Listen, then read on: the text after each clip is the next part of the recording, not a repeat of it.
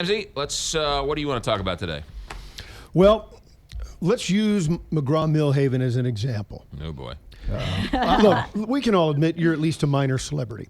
Local minor Wow. celebrity. Thank you. Thank you. I appreciate that. It's very nice of you to say.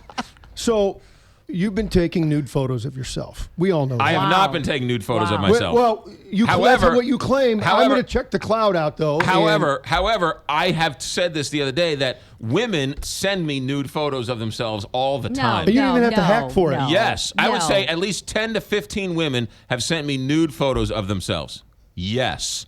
I'm incredulous. How much did you pay happen. for that? They do this all the time. You think I'm joking? I should have been a news guy. I only get the nude photos of 50-year-old, I'm out of this one. Wow. Okay. Yes. Continue, Okay, Mr. Ramsey. Yes, thank you. There's some outrage, obviously, for violation of privacy, and you can't blame the victim, as some people are trying to do. Well, you're taking those photos, you're putting them on the cloud. You can't blame the victim. That's a separate issue. However, there is why would anybody trust anything in the digital media? You can't trust it.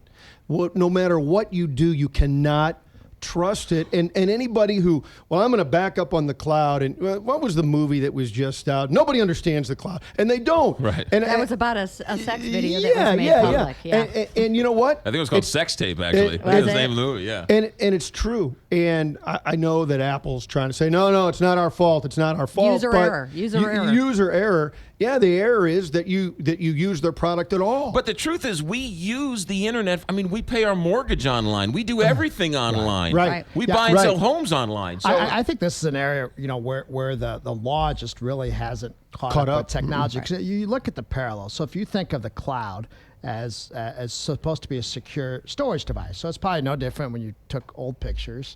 Polaroid style, I guess, when people sent you pictures back in the 70s. I didn't get any Polaroids, though. That you would take them. They've since I didn't faded. have a 70s mustache. Right. They've since faded. And you would stick them in a desk drawer. Well, Right. that's kind of what the cloud is supposed to be. So if someone came into your house and got in your desk drawer and stole something out, No one would blame the victim in that case. Right. It would Right. be a crime.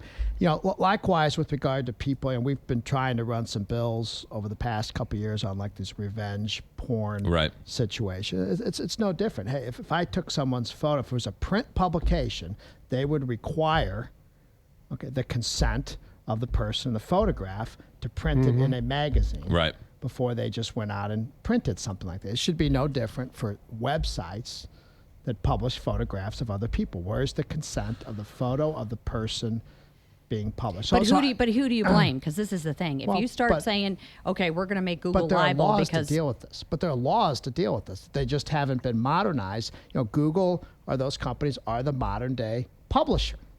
Okay. But I mean, why do you need a law? I mean, a lot of people will tell you, and I'm not sure I don't agree with you. However, there's no way that Google, they will freak out if they say we are liable for everything that everybody puts on a website that we happen to, if we pull up the search results for a certain website, Google we're somehow like the mail delivery. But why does the law have to change? You can tell me there's not a law that says if you hack into my account, you're stealing from me? I agree. Oh, I think there is. I think the difficulty here is actually detecting who did it. Right. And how they did it. Right. I mean, so you have Apple now saying, oh, well, they were able to figure out the passwords of all these celebrities. And well, I'm with Ramsey. Why are we blaming these celebrities for having nude photos? I'm for that, of course. If someone came into a bank and broke into your safe deposit box and stole what was in that safe deposit box, you wouldn't be blaming the person who owned the safe deposit Let me throw this out as a legal question, though. To assume that the digital world is the same as the real tangible world for legal purposes may not be the way we go, because the NSA and everybody else can get into anything. So if you can get into anything, are the same protections there? You assume you have the same protection. And I think that gets back to your first point. Whether it's legal and whether it's a good idea are two separate things. And I think a good example is if I'm walking through the middle of Times Square with a wallet exposed in my back pocket and I get pickpocketed. Well, that's not a very smart thing for me or somebody to do. It doesn't make the pickpocket any less Right. Right. criminal. Okay, Right. but I've set up a situation where I'm more likely. But there's also there's a secondary violation with this is the pictures were stolen and put online.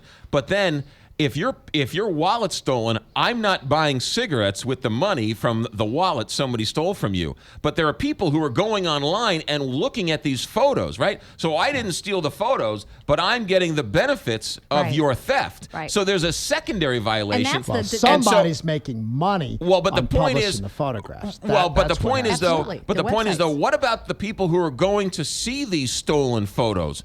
Isn't there some type of violation and/or aren't they doing something wrong and/or illegal as well? Well, I mean, and that's the difficulty that you come in because everybody wants the internet to be really open. Everybody, First Amendment, we're going to let it all fly. And so, where do you draw the line as to when you're going to prosecute a website or when you're going to, be able to sue a website? Like the Pentagon Papers. I mean, they were stolen, but the press got to publish them, and that was protected by the First Amendment. They received them illegally, but it was, Now, granted, I Yeah, but don't the think Pentagon nude Papers, photos the Pentagon are- Papers were not private I pictures. understand. Yeah, but they were stolen. They were stolen data. And now I agree that has a different public interest than nude photos, but but More I public's still- interested in the photos, trust me. Well, I'm sure that's true, but valid public interest. Way to- way to class up the the press joint, wasn't Bob liable for Ramsey. that. And so, do you want to hold the website liable because they, received something? Maybe. It's no I don't different know. than a magazine that publishes a photograph without somebody's consent. It's the I- same you know what? principle. I think They're I the think publisher. I think lawmakers, though, I think you're going to have to accept that this digital social media world is not protectable, and to try and protect it will be folly. And I just think Well, but I mean, look at how it's much not commerce. protectable. But I mean, but you're telling me that I shouldn't go and buy something online because it can't be protected? do what you want, but know that it's not protected. Right.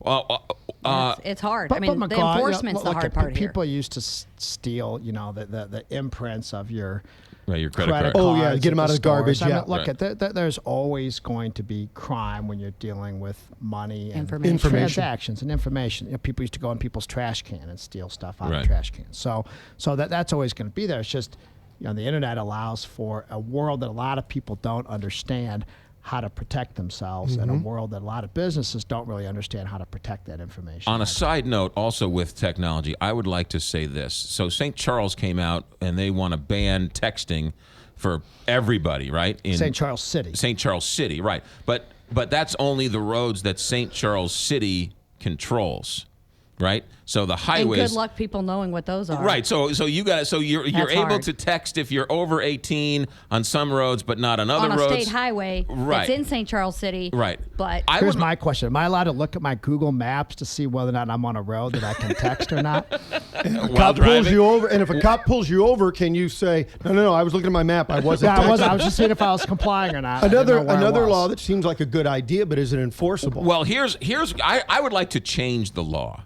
And that I think people over 18 shouldn't be allowed to text. Right. I don't want grandma texting while driving, but I don't mind a 17-year-old. A 17-year-old knows how to text and drive.